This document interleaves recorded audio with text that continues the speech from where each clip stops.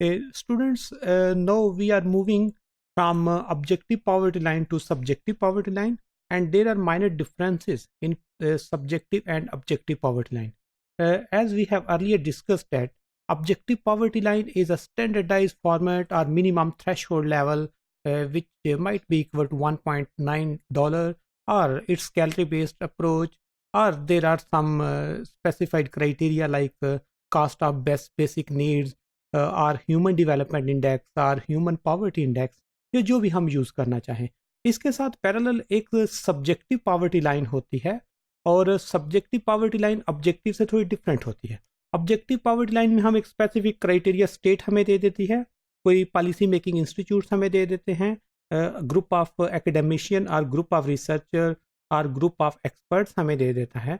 But on the other hand एक subjective poverty line है, तो ये थोड़ी डिफरेंट है।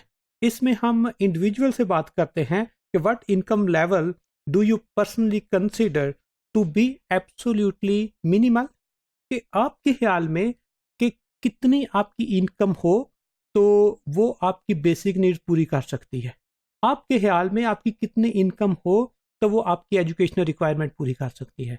आपके ख्याल में आपकी मिनिमम कितनी इनकम हो तो आपको बेहतरीन क्वालिटी ऑफ लाइफ मिल सकती है। तो जब हम लोगों से टॉक करते हैं कि आपके ख्याल में कितना होना चाहिए, और सर्वे में जब ये क्वेश्चन करते हैं, तो उसकी बेस पे हम एक और पॉवर्टी लाइन बनाते हैं जिसका नाम है सब्जेक्टिव पॉवर्टी लाइन।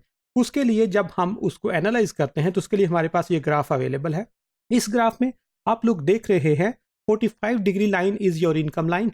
अब इस इनकम लाइन से जब हम लोगों से पूछते हैं कि आपकी कितनी मिनिमम रिक्वायरमेंट होनी चाहिए, तो वो बंदा कहता है कि मेरी ये रिक्वायरमेंट है। जब इसको मैंने अंडरलाइन किया तो वो एक इंडिविजुअल की मिनिमम रिक्वायरमेंट है for meeting their basic needs.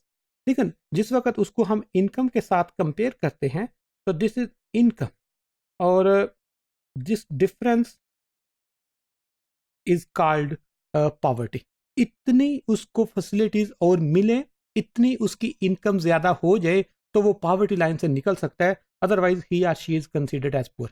अब ये जो पॉवर्टी लाइन है, यहाँ पर हमारे पास ये जो गैप है, दिस इज बेसिकली पॉवर्टी, और इतने लोग हैं जिनकी ये जो इनकम है और ये जो उनकी रिक्वायरमेंट है ये डिफर कर रही है। उनकी रिक्वायरमेंट ज़्यादा है, they are expecting more money for meeting their basic needs, लेकिन उनकी इनकम बहुत कम है, और ये जो गैप है ये शेडिड एरिया बता रहा है। लेकिन अप टू जी स्टार लोग जो हैं they are living below the poverty line.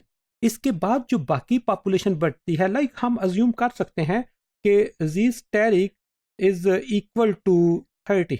It means कि 30% लोग ऐसे हैं जो एक्सपेक्ट करते हैं कि हमें इतनी, हमारी पॉवर्टी लाइन इतनी इनकम होनी चाहिए, लेकिन उनके पास इतनी इनकम नहीं है। और 30 के बाद जिस वक्त आते हैं फिर लोगों की इनकम ये जा रही है और उनकी रिक्वायरमेंट ये है। सिंपल वर्ड में हम कह सकते हैं कि इस इंडिविजुअल ए से जब हम बी पे मूव किए, बी ने हमें ये बताया कि मेरी ये इनकम है और ये मेरी रिक्वायरमेंट है।